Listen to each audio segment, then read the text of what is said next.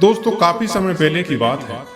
एक राज्य में एक राजा राज्य किया करता था। उस राजा के 7 रानियां थी, मगर उसके बेटा केवल एक ही था। उसका यह बेटा बहुत सुंदर था।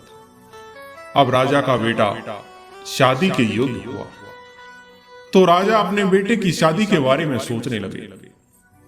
राजा अपने बेटे की शादी किसी ऐसी राजकुमारी से करना चाहता था जो उसके बेटे जैसी सुंदर हो। दोस्तों, राजा के पास एक बहुत ही अक्लमंद और वफादार तोता था।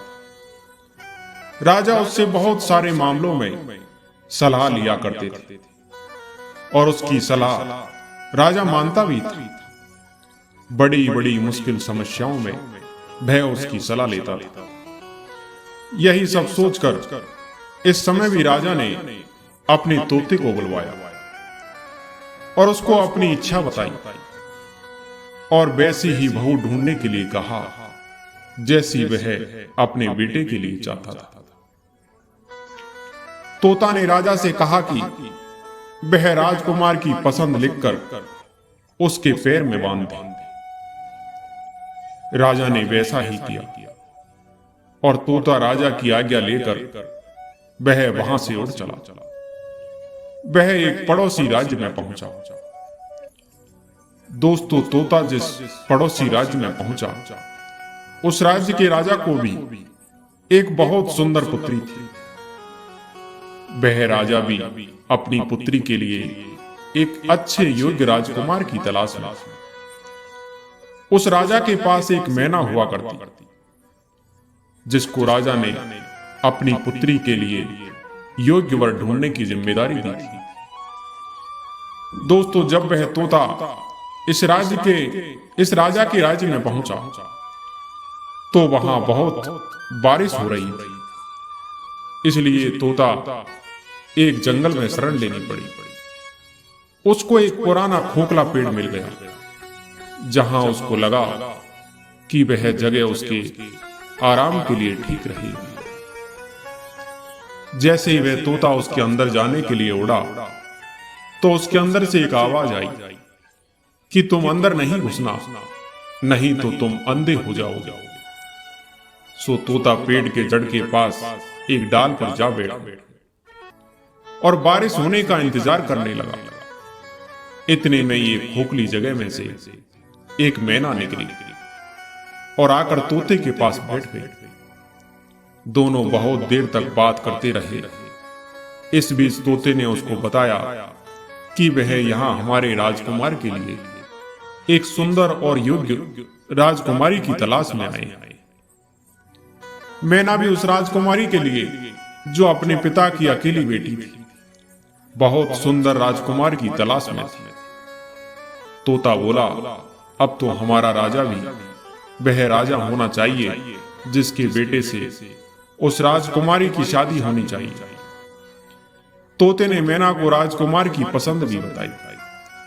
सो वे दोनों, तोता और मैना, राजकुमारी के महलों की ओर चल दिए। जब वे वहां पहुंचे, तो महल के एक नौकर ने उनको देखा, तो राजा को जाकर बताया कि जिस मैना पर वह बहुत विश्वास करते हैं, वह तो एक तोते के साथ घूम रही है और राजा के हुक्म को तो बिल्कुल भूल ही गई। अब राजा ने यह सुना, तो उसने तोता और मैना को मारने का हुक्म दे दिया। महल के नौकर मैना से चलते थे, इसलिए उन्होंने मैना की बुराई राजा से कर दी। मैना को इस बात का कुछ पता चल गया था, सो वह ऊपर की खिड़की से उड़ी। उड़ते समय उसने राजा का बेरहम हुक्म सुन लिया। वह तोते से बोली, आओ, राजा ने हमारे ऊपर झूठा इल्जाम लगाकर हमको मारने का हुक्म दे दिया है। इससे पहले कि राजा के तीर हमको मारें, चलो हम यहां से दूर भाग चले। और वे दोनों वहां से दूर उड़ गए। राजा के नौकर उनको मारने गए, तो बहुत देर तक ढूंढने पर भी उनको नहीं ढूंढ पाए। सैनिक अपने आप को यह तसल्ली देते हुए वापस आ गए कि लगता है कि तोता और मैना को शाही हुक्म का पता चल गया, इसलिए वे किसी सुरक्षित जगह चले गए। तोता और मैना ने कुछ दिन तक इंतजार किया ताकि लोग उस बात को भूल जाएं। फिर उसके बाद वे महल वापस आए और आकर तोता राजा के दाएं घुटने पर और मैना राजा के बाएं घुटने पर जाकर बैठ गए। उन्होंने राजा से पूछा कि आप हमको क्यों मारना चाह रहे थे? हम तो आपके वफादार हैं। वे लोग हमसे जलते हैं, इसलिए उन्होंने आपसे हमारी बुराई की। हम लोग दोनों बड़ी शान वाले उन राजाओं के नौकर हैं जो अक्लमंद भी हैं और अमीर भी। उनमें से एक के केवल एक बेटा है और दूसरे के केवल एक बेटी। इन दोनों राजाओं ने हालांकि एक दूसरे को कभी देखा नहीं, पर ये दोनों अपने बच्चों की एक दूसरे के बच्चों से शादी करना चाहते हैं। एक राजा को ऐसी ही बहू चाहिए जैसी दूसरे राजा की बेटी है, और दूसरे राजा को वैसा ही दामाद चाहिए जैसा कि दूसरे राजा का बेटा है। देखिए, हम दोनों उन्हीं दोनों राजाओं के नौकर हैं। भगवान की कृपा से हम लोग आपके राज्य के बाहर एक जंगल में मिले थे और अब यह अच्छी खबर लेकर आपके पास आए हैं। यह कहकर तोते ने अपना पैर राजा की तरफ बढ़ा दिया जिसमें राजकुमार की पसंद लिखी हुई थी। वह सब पढ़कर राजा को आश्चर्य भी हुआ और खुशी भी। राजा ने राजकुमार की तस्वीर लेकर अपने शाही जनान खाने में भेज दी और अपनी रानी से कहा कि वो उस तस्वीर को देखकर बताए कि वह अपनी राजकुमारी के लिए उस राजकुमार को पसंद करती है या नहीं। कुछ दिन बीत गए पर तस्वीर वापस नहीं आई। राजकुमारी को तो वह तस्वीर इतनी पसंद आई कि वह उसको अपने हाथ में ही लिए रखती। खैर, कुछ दिन बाद जनान खाने से जवाब आया कि राजकुमार सबको बहुत पसंद है, अब उसकी शादी जल्दी ही हो जानी चाहिए, क्योंकि राजकुमारी तो राजकुमार को देखे बिना जी ही नहीं पा रही थी। जैसे ही यह जवाब राजा के पास पहुंचा तो राजा ने तोते को यह कहकर वापस भेज दिया कि वह अपने मालिक से कह दे कि राजकुमार की मनपसंद लड़की मिल गई और वे दोनों 2 महीने के अंदर शादी के लिए बारात लेकर आ जाएं। तोते ने आदर के साथ राजा को झुककर प्रणाम किया और अपने राज्य को उड़ गया। अपने राज्य पहुंचकर उसने राजा को अपनी यात्रा की सफलता के बारे में बताया। राजा यह सुनकर बहुत खुश हुआ। उसने तुरंत ही शानदार मौके को शानदार तरीके से मनाने का हुक्म दे दिया। राजकुमार के लिए सबसे कीमती और बढ़िया कपड़े बनवाए गए। सिपाहियों की भी नई और बढ़िया यूनिफॉर्म बनवाई गई। बहुत सारे कई तरह की भेंटें जैसे अनमोल हीरे, जवाहरात, बढ़िया कपड़े, मुश्किल से मिलने वाले फल और बढ़िया किस्म के इत्र इकट्ठा किए गए। हर चीज को याद करके इकट्ठा किया गया। इतनी तैयारियों में समय कब निकल गया पता ही नहीं चला। पर अफसोस कि शादी के कुछ दिन पहले ही राजकुमार का पिता बीमार पड़ा और मर गया। परिवार वालों और राज्य की प्रजा के लिए यह एक बहुत बड़ा धक्का था। राजकुमार को अपना जाना टालना पड़ा, क्योंकि ऐसे समय पर वहां से चलना उसका अपने पिता का अपमान करना दिखाता था। सो उसने कुछ समय तक इंतजार किया। जैसे ही उसके पिता की मौत का अफसोस का समय बीता, वह वहां से बारात लेकर चल दिया।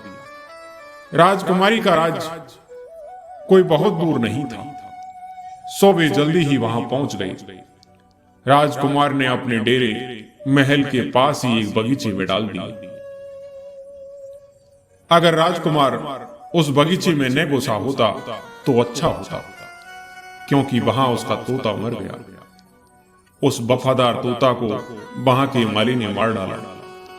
क्योंकि वह कुछ खजूर तोड़कर राजकुमार की तरफ फेंक रहा था। जैसे ही रामा राजकुमार के ऊपर यह मुसीबत आई, उसके कुछ देर बाद ही उसने सुना कि राजकुमारी के पिता ने अपनी बेटी की शादी उससे करने से इनकार कर दिया, क्योंकि उसका पिता मर गया है।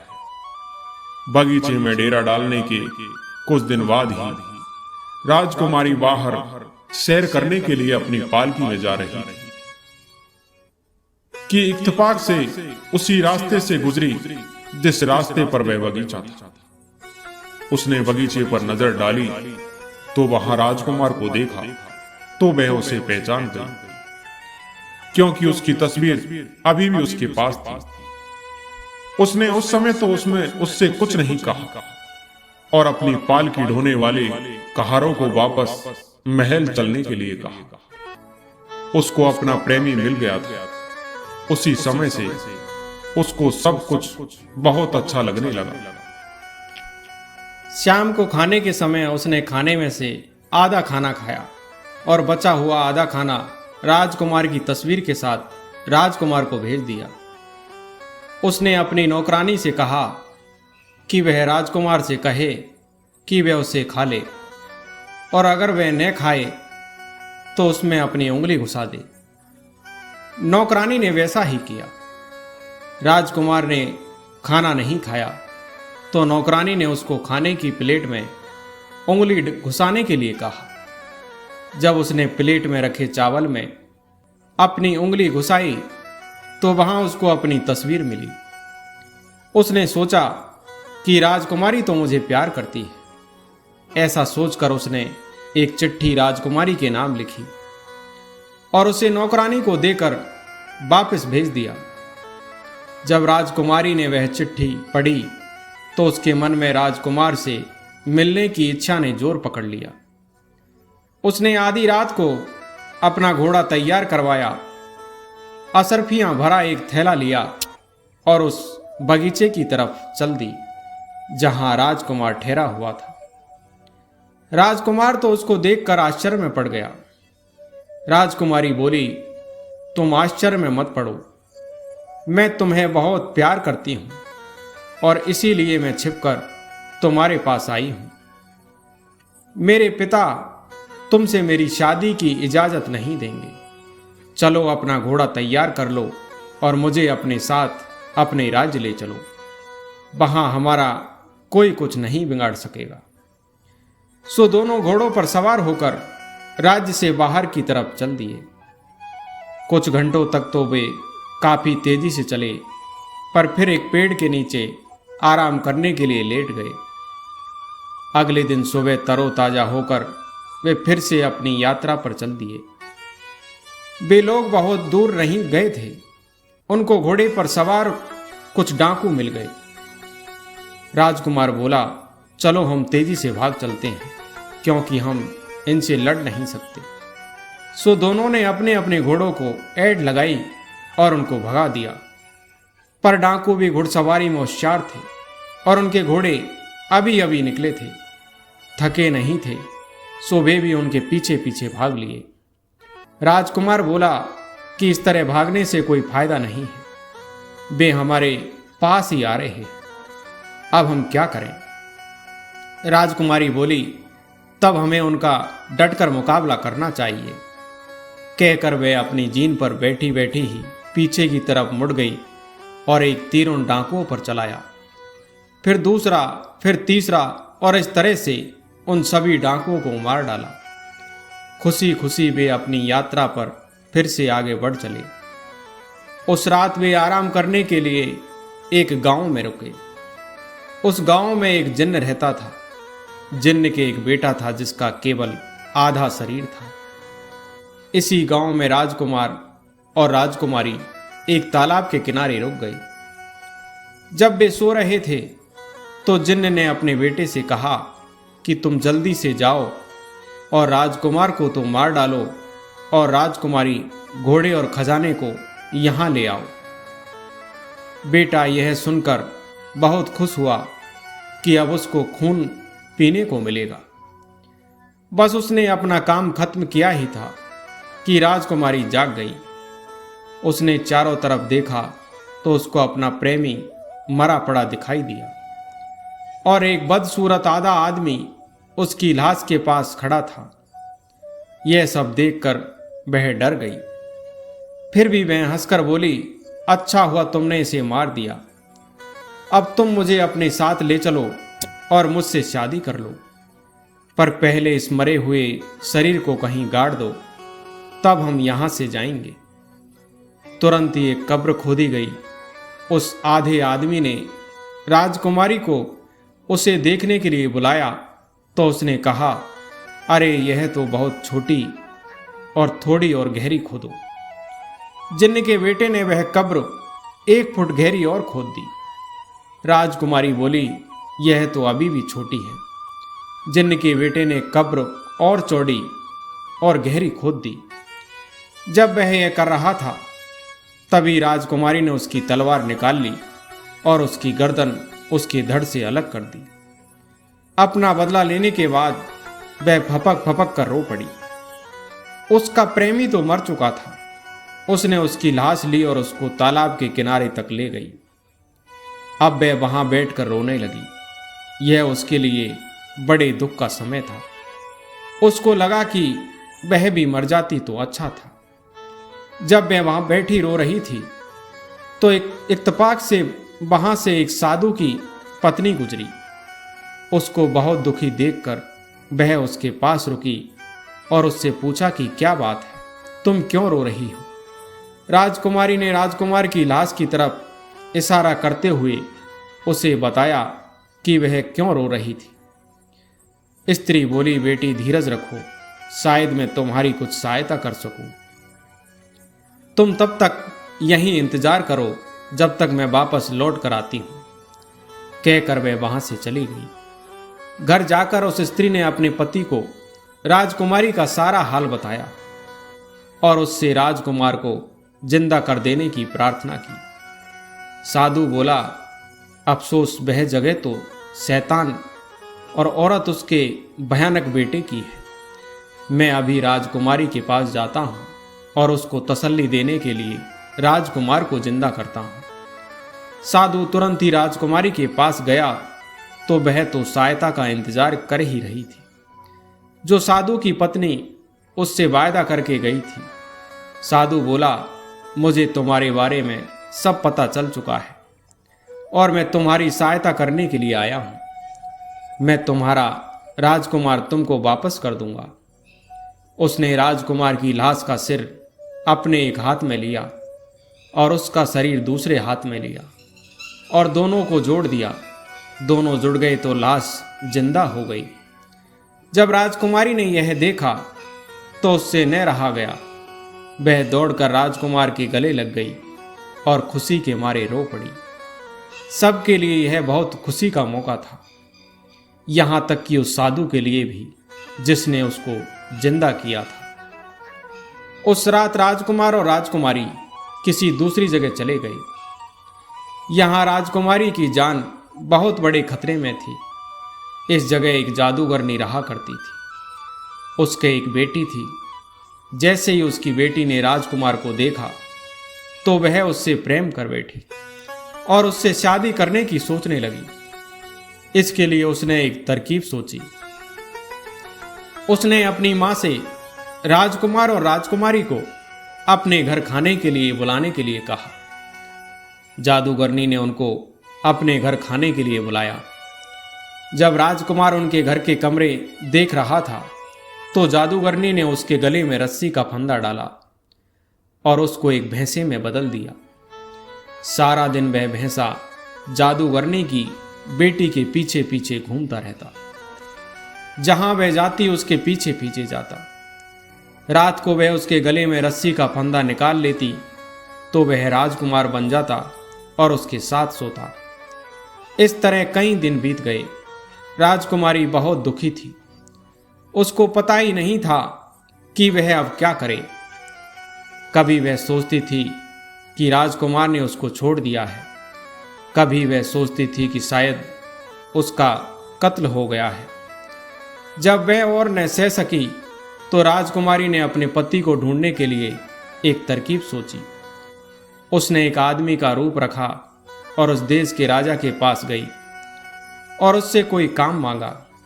राजा उसकी शकल, सूरत और बोलने के ढंग से बहुत प्रभावित हुआ, तो राजा ने उसको कोतवाल रख लिया। इस कोतवाल को बहुत सारे घरों के बहुत सारे भेद मालूम रखने पड़ते थे। उसके नीचे बहुत तेज और कोई भी काम करने के लिए तुरंत तैयार सफाई काम करते थे। कोतवाल को केवल आदमी की ऊंचाई और उसकी शकल सूरत बतानी होती थी और उसको उसे ढूंढने के लिए कहना होता था। बस सारा राज्य तब तक छान मारा जाता तब तक कि वह आदमी न मिल जाता। काफी दिन बीत गए मगर अभी भी राजकुमारी को राजकुमार के बारे में कुछ पता न चल सका। हालांकि उसको यह पता चल गया कि जिस घर में वह और राजकुमार ठहरे थे वह घर एक जादूगरनी का था। वह उसके घर बार बार गया। वहां उसने एक भैंसा इधर उधर घूमता हुआ देखा, पर उसको यह पता न चल सका कि वह उसका अपना प्यारा राजकुमार था और उस जादूगरनी ने उसको भैंसे में बदल दिया था। धीरे धीरे इस कोतवाल और जादूगरनी की बेटी में दोस्ती बढ़ गई। जादूगरनी की बेटी ने सोचा कि यह कोतवाल सचमुच में आदमी था, जबकि वह तो आदमी के भेष में राजकुमारी थी। वह कोतवाल को चाहने लगी और उसने उसको कई भेंटें दी। इन भेंटों में एक ऐसा कपड़ा भी था जैसा पहले कभी किसी ने नहीं देखा था। राजकुमारी ने यह कपड़ा लाकर अपनी एक खिड़की में टांग लिया। एक दिन सुबह महल का एक नौकर उस खिड़की के नीचे से गुजरा जिसमें कोतवाल ने यह कपड़ा टांग रखा था। वह नौकर उस कपड़े के रंग और उसकी बनावट देखकर दंग रह गया। घर आकर वह रानी से मिलने गया और जो कुछ उसने देखा था वह सब उसको बताया। रानी को भी उस सुंदर कपड़े को देखने की इच्छा हो आई। उसने राजा से प्रार्थना की कि वह उस कोतवाल को बुलाए और उसमें से कुछ कपड़ा उसके लिए मंगवा कर दे। राजा ने ऐसा ही किया तो कोतवाल ने उसको वह सारा का सारा कपड़ा ही भेज दिया जो उसके पास था। जब रानी ने उसको देखा तो वह उसको इतना अच्छा लगा कि उसने राजा से कहा कि वह कोतवाल से कहे कि वह उसको वैसा ही कपड़ा और ला कर दे।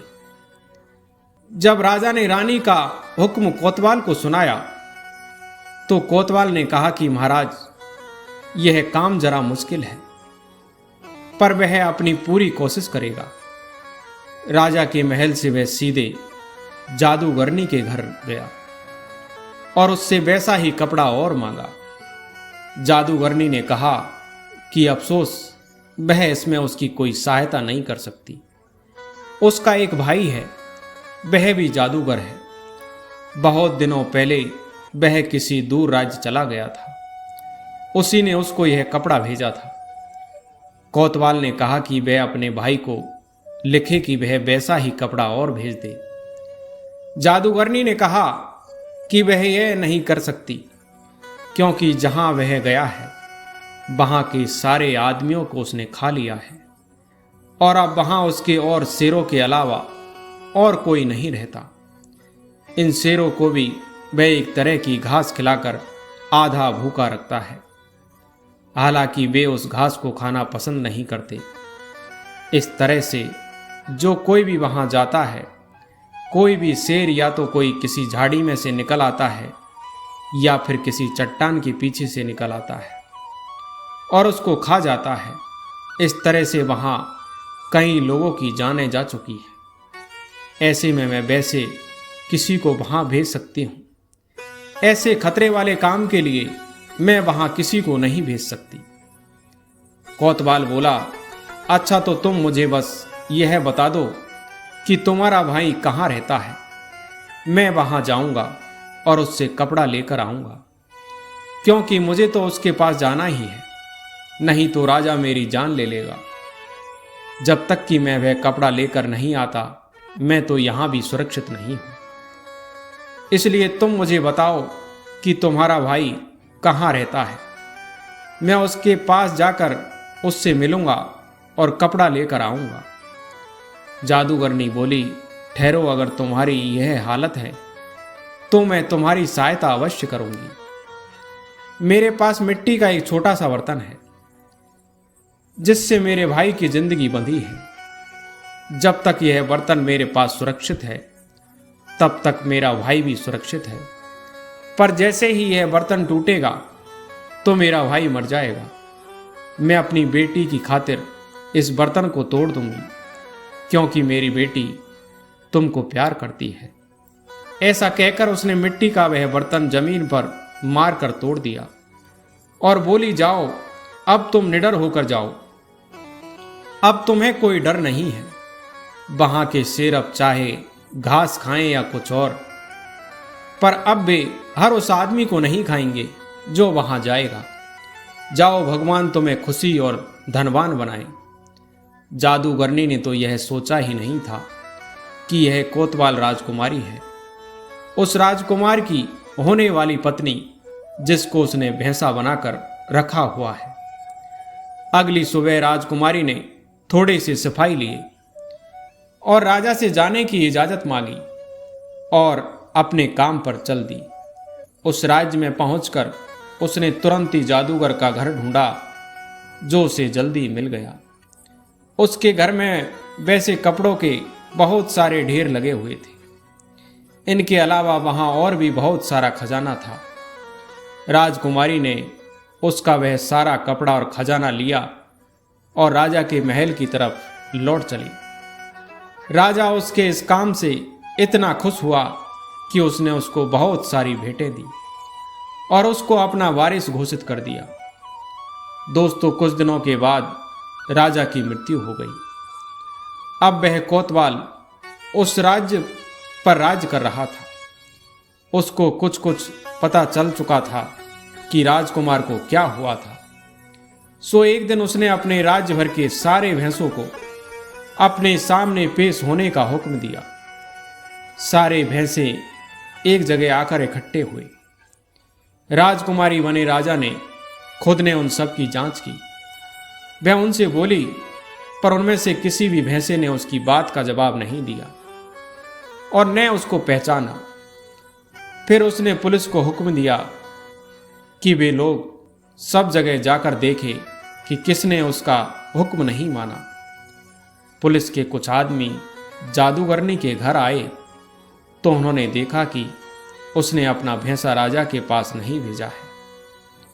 सैनिकों ने भैंसे को रस्सी से पकड़ा और राजा के पास ले आए। जादूगरनी ने उसकी जादुई रस्सी को अपने हाथ में पकड़े रखने की बहुत कोशिश की, पर सब बेकार। पुलिस ने उसको छोड़ा ही नहीं। वे उस भैंसे को रस्सी से पकड़कर जादूगरनी से दूर ले गए। राजा ने देखा कि उसके भेजे हुए पुलिस के लोग एक भैंसा पकड़कर ला रहे हैं, तो वह उससे मिलने के लिए आगे तक आई कि लो भैंसे की रस्सी तो अचानक टूट गई और उसकी जगह एक सुंदर राजकुमार खड़ा था। राजकुमारी बोली, यकीनन यह जादूगरनी तो बहुत ही नीच औरत है। इसको इस दुनिया में रहने का कोई हक नहीं है। कल सुबह इसको फांसी पर लटका दिया जाए और राजकुमार को हमारे महल में ठहराया जाए। दोस्तों, राजा यानी राजकुमारी ने अपनी सच्चाई राजकुमारी को बताई। फिर उसने अपनी जनता को बुलाया और उससे कहा कि देखो, तुम्हारा राजा एक स्त्री है। इस भेष बदलने का मेरा उद्देश्य अपने राजकुमार को ढूंढना था।